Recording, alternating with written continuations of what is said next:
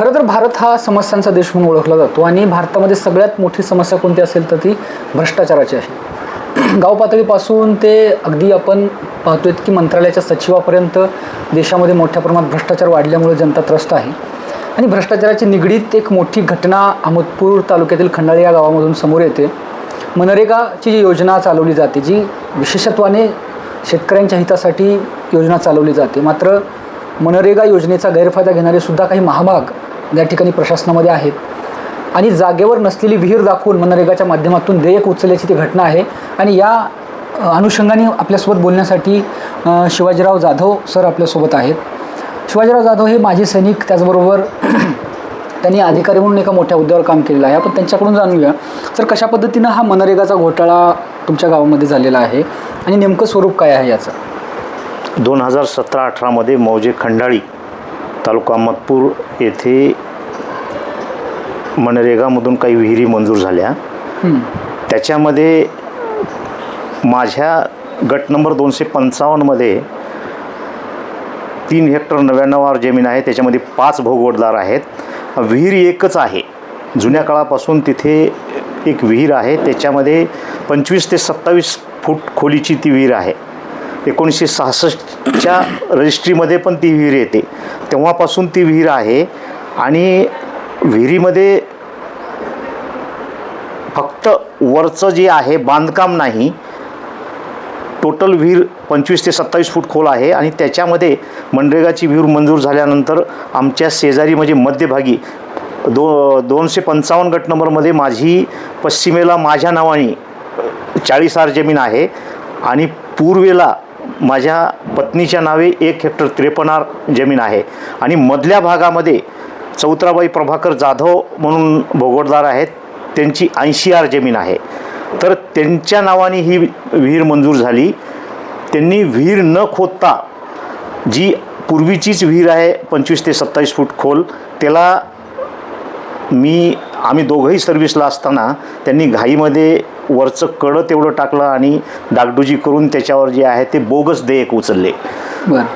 त्यानंतर तिथपर्यंतच ते नाही थांबली गोष्ट. तर त्याच्यानंतर आम्ही त्यांना विचारणा केली की बुवा असं कशामुळं. तर त्यांनी उडवाउडीचे उत्तर दिले. आणि त्याच्यानंतर पंचनामा जो झाला त्या विहिरीचा तोही फार चुकीचा झाला. त्यामध्ये विस्तार अधिकारी पंचायत पट्टेवाड विहार म्हणून आहे ते ग्रस्त, त्यांनी जो तो पंचनामा केला. आणि त्या पंचनामामध्ये दिशा आणि चतुर्सीमा या एकदम चुकीच्या लिहिल्या. त्यानंतर आम्ही माहितीच्या अधिकाराखाली पंचायत समिती अहमदपूर यांच्याकडनं माहितीच्या अधिकाराखाली कागद मागून घेतल्यानंतर आमच्या लक्षात आलं की हा पंचनामा चुकीचा आहे. मग आम्ही त्यांना हा पंचनामा असा आहे म्हटल्यानंतर त्यांनी त्यात खोडखाड करून पुन्हा उत्तरेला दक्षिण आणि दक्षिणेला उत्तर केल्यानंतरही त्या चतुर्सीमा चुकल्या. आणि त्यानंतर मग आमची पर्सनल लेवलला बैठक बसली तेथे. त्या बैठकीमध्ये आमचं म्हणणं होतं की आम्ही दोघं सर्व्हिस लावू, मी सोलापूरला आहे आणि माझी पत्नी जिल्हा परिषदला आहे, तर त्याच्यामध्ये काहीतरी तोडगा निघावा आणि विनाकारण कोणाचा रोष नसावा म्हणून आम्ही जे आहे ते घरगुती बैठक बसवली. त्याच्यामध्ये ते ऐकायला तयार नव्हते. त्यांनी जे आहे ते काय तुम्हाला करायचे ते करा अशा प्रकारचं आम्हाला दिल्यानंतर जे खोटं देयक उचललेलं आहे ते खोटं देयक उचललेले जे शेतकरी आहेत ते तुमचे कोणी नातलग आहेत का? नातलगच आहेत. बरं. आणि त्यांचं आणि अधिकाऱ्यांचं संगनमत आहे, त्याच्याशिवाय गोष्टी होत नाहीत असं तुमचं म्हणणं आहे. तर मला हे सांगा की प्रश्न आहे की कोणते विभाग या ठिकाणी त्यांच्यासोबत संगनमत आहेत? भूमी अभिलेख विभाग त्याच्यामध्ये असतो समजा, त्याच्यानंतर ग्रामपंचायत, पंचायत समिती, मनरेगा या सगळ्यांवर सुद्धा तुम्ही प्रश्नचिन्ह त्या ठिकाणी उपस्थित करता. तर हा काय म्हणजे कार्यालयाचा, तिथल्या स्थानिक प्रशासनाचा जो संबंधित माणूस आहे त्यांना कसा सपोर्ट आहे? नाही, स्थानिक स्तरावर जे आहे ही जी 3 स्टार सिस्टम आहे त्याच्यामध्ये स्थानिक स्तरावर काम करणारा त्यांचा मुलगा आहे ग्रामपंचायतमध्ये कर्मचारी म्हणून. खरं म्हणजे तिथून सुरुवात होते ही. आणि त्यांनी त्या विहिरीचा पूर्ण पाठपुरावा त्यांनी केलेला आहे. आणि त्याच्यामध्ये पंचायत समिती अहमदपूरमध्ये 2 माणसं ते दोषी आहेत. त्याच्यामध्ये तो मुलगा आणि पट्टेवाड म्हणून जे आहेत विस्तार अधिकारी, हे दोघं खरे दोषी आहेत त्याच्यामध्ये. आणि त्याच्यानंतर आम्ही मग हे प्रकरण जे आहे चांगल्या प्रकारे उचललं. कारण त्याच्यामध्ये त्या गट नंबरमध्ये ज्यावेळेस विहीर पाडलीच नाही तर त्यांनी घाईनी फेरफार नोंद पण घेतली. तो 36-30 नंबरचा जो फेरफार आहे तो त्यांनी घाईनी घेतला. त्याच्यामध्ये मग इन्व्हॉल्वमेंट जी आहे ते महसूल विभागाची पण इन्व्हॉल्वमेंट आली त्याच्यामध्ये. आणि त्यानंतर आम्ही काय केलं की आता यानंतर हा प्रकार फार दूर जातो म्हणून आम्ही मोजणी टाकली. म्हणजे हा पाठपुरावा करत असताना सर्व पत्रव्यवहार झाला, बऱ्याच गोष्टी झाल्या. आणि मग मी जानेवारी 2025मध्ये जे आहे ते फीस भरून मोजणीसाठी अर्ज दाखल केला. आणि मोजणी जी आहे ते 16 जुलै 2025ला मोजणी पण झाली गटाची. पण त्याच्यानंतर जे आहे ते त्यांनी ते नकाशा दिला जातो, नकाशा दिला भूमी अभिलेख कार्यालयामधून नकाशा दिला जातो ज्याला प्रत म्हणतात.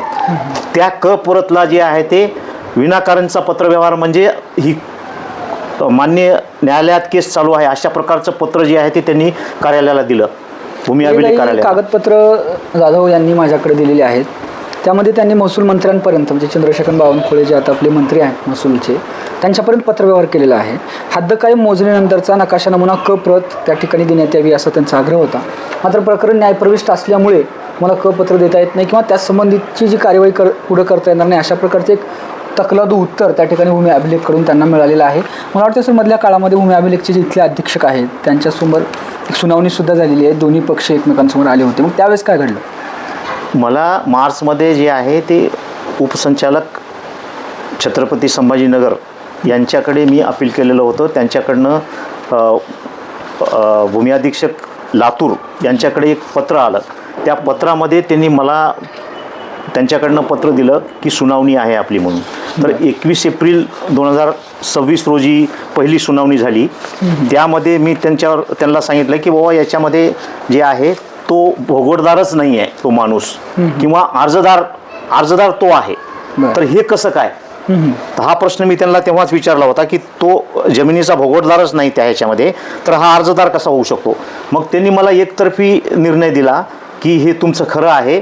आणि त्यांनी माझ्यासोबत जे आहे ते सुनावणीसाठी त्यांचे उपाधीक्षक अहमदपूर भूमी अभिलेख उपाधीक्षक अहमदपूर हे सुद्धा हजर होते. त्यांनी तोंडी आदेश दिला की तुम्ही जे आहे ती फाईल ओपन करा आणि ओपन करून पुन्हा मोजणी करा आणि मोजणी करून त्यांना पत्रक द्या.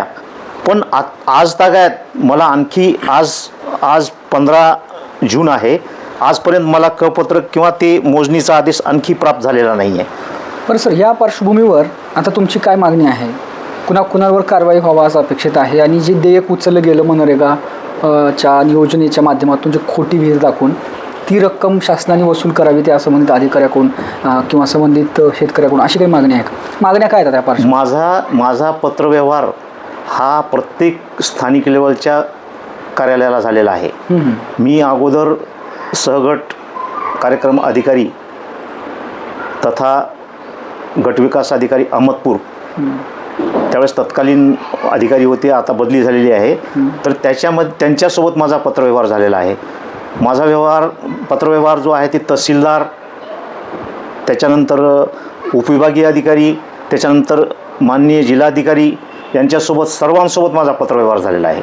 आणि भूमी अभिलेखमध्ये उप अधीक्षक भूमी अभिलेख अहमदपूर, त्याच्यानंतर जिल्हा अधीक्षक भूमी अभिलेख लातूर, त्याच्यानंतर उपसंचालक भूमी अभिलेख संभाजीनगर छत्रपती संभाजीनगर आणि त्याच्यानंतर कोणीच ऐकायला तयार नाही. त्यावेळेस माझं माननीय श्री चंद्रशेखर बावनकुळे साहेब महसूल मंत्री याच्यासोबत पण माझा पत्रव्यवहार झालेला आहे.